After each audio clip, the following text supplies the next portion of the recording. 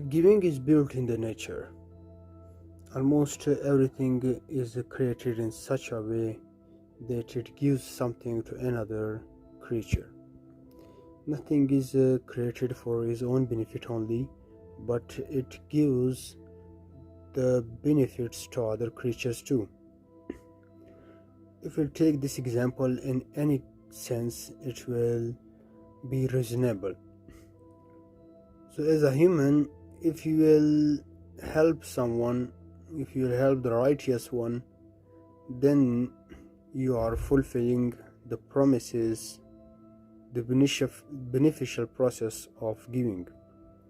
So, always gives benefit to others if it becomes reasonable. So, take this action.